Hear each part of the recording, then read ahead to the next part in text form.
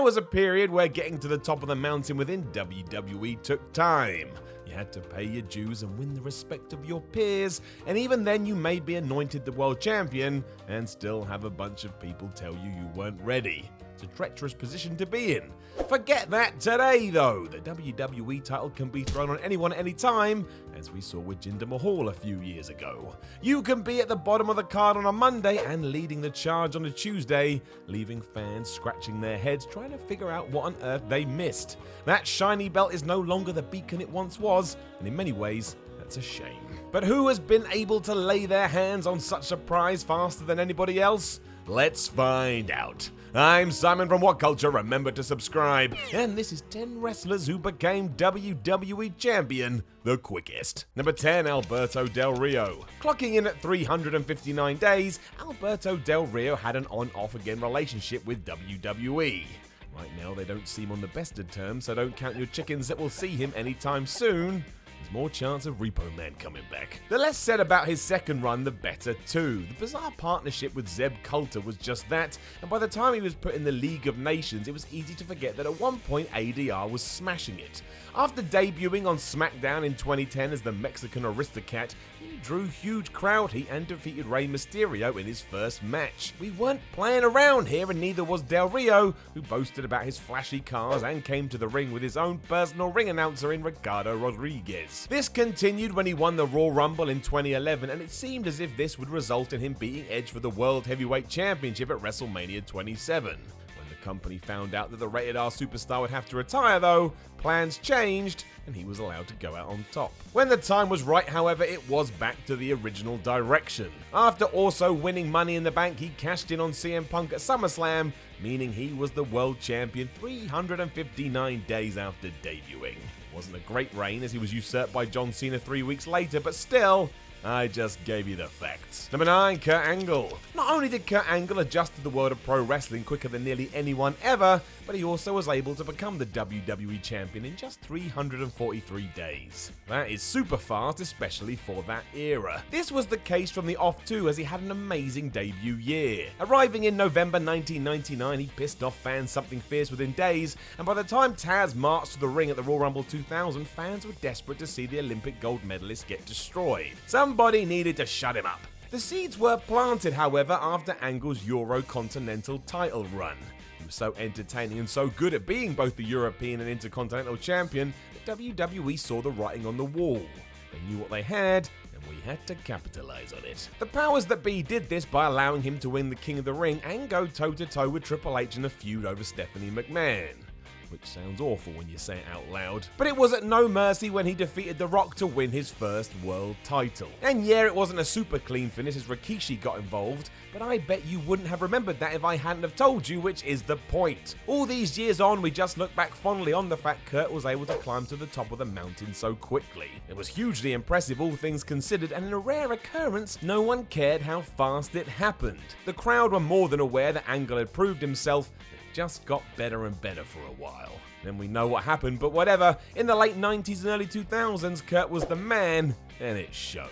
Number 8, The Big Show. I am still not over that name, to be honest. While it just makes sense in your brain today, The Big Show is still weird, especially when you're talking to non-wrestling fans. Who's that, they'll ask. The Big Show, you'll reply.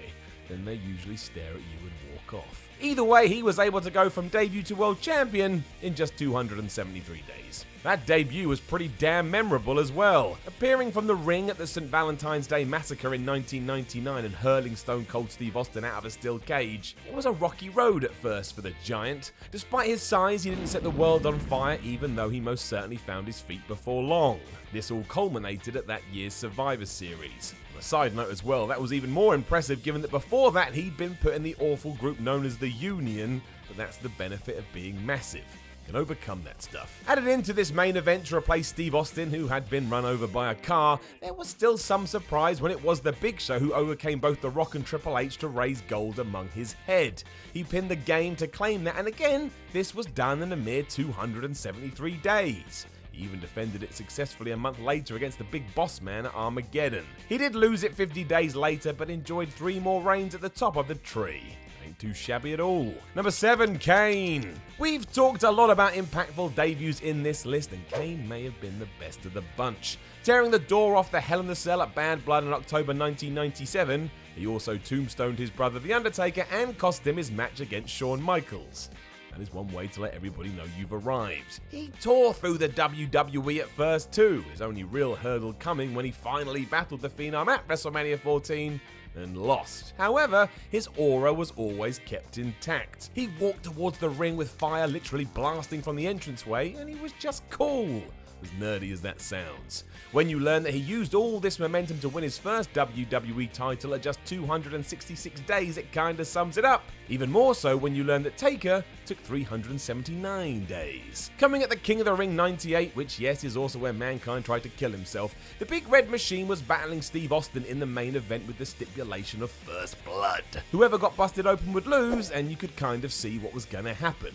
For one, it just made sense to use that to take the belt off Stone Cold as it completely protected him, but also, Kane wore a full body suit with a mask. Even if the rattlesnake did draw some blood, nobody would have known this was a screw job.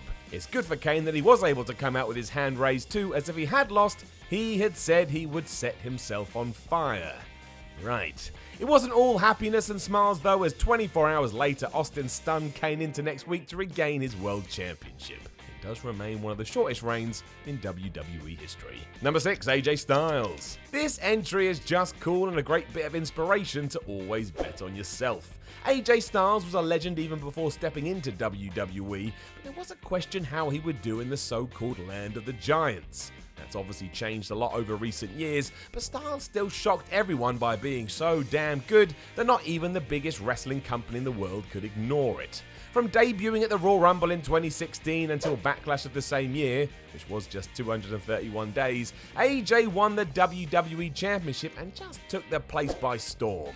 Seeing him defeat Dean Ambrose for the gold still shocked some, but it shouldn't have. No one was better than Styles, and really, they never are. He'll be in this chat until he hangs up his boots. Not even the so-called old age curse could hold him back, as this all happened when he was 38. Styles used all the experience he had received in TNA, New Japan, and countless other promotions to have it all come together here and become a pivotal cog in the WWE machine. Think about that too, because it took 18 years for AJ to get to this point, and he doesn't show any signs of stopping. He's just a smashing machine. I can't see it ending anytime soon either, and as a 2-time WWE champ, I imagine he's got at least one more run under his belt. Time to make a phenomenal pun right here. Number 5, Goldberg. Goldberg has returned to the WWE a couple of times since all this went down and had a mixed bag of results. His program with Brock Lesnar in 2016 was great, whereas his match with The Undertaker in 2019 didn't go to plan. I'm not going to take any unnecessary shots, as we're all aware, no one more so than Bill himself.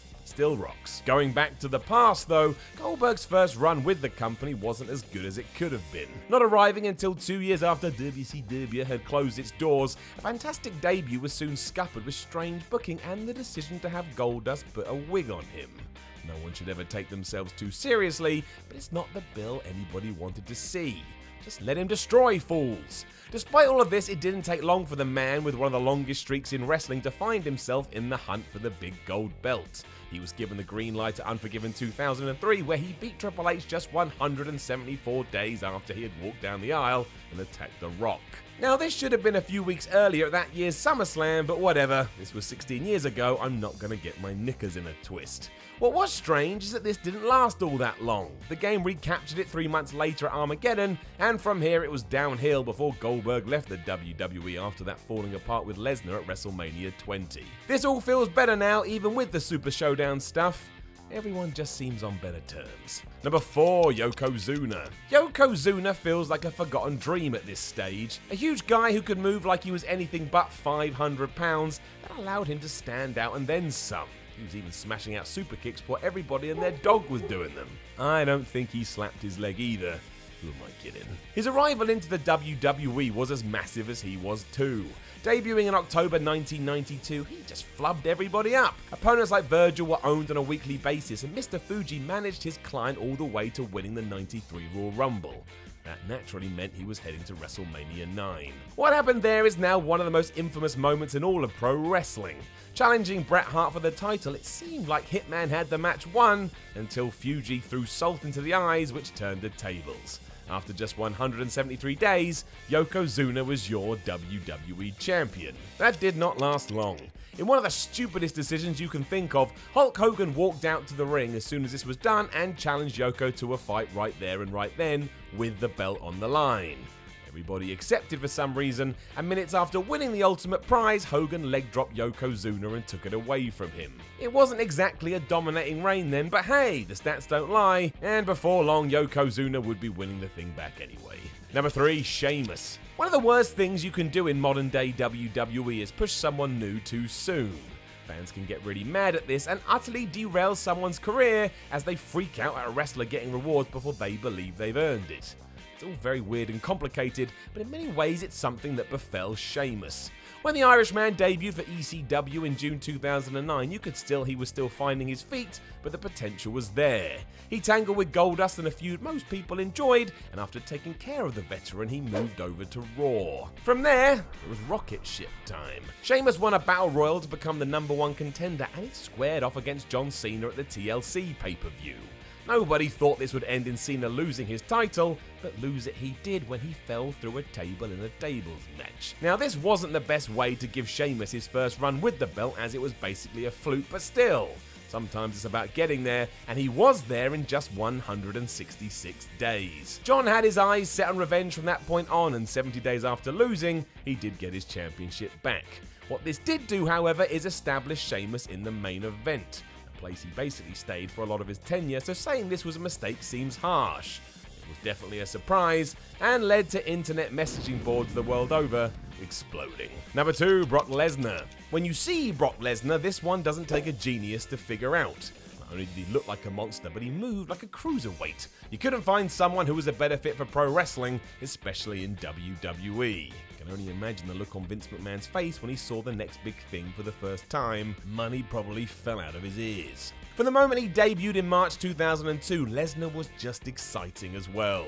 Storming to the ring with Paul Heyman, the Beast ruined Al Snow, Spike Dudley, the Hardy Boys, and anyone else who dared look at him in the wrong way. A few months later, he was already the winner of the King of the Ring.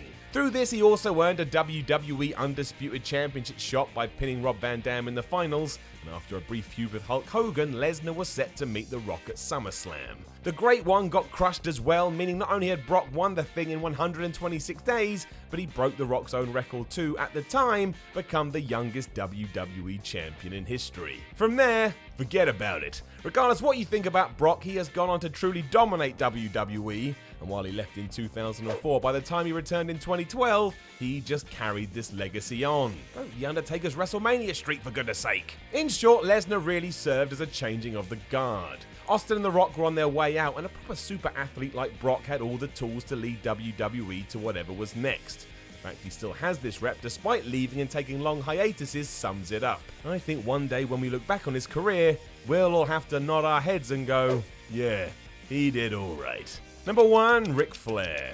By the time Ric Flair joined the WWE, he was already the man. Debuting in 1972 and winning every title possible, it wasn't until 1991 when he joined Vince McMahon's crew. Everyone knew who he was and that this was a big deal. When he did leave WCW though, it was under a shade of controversy.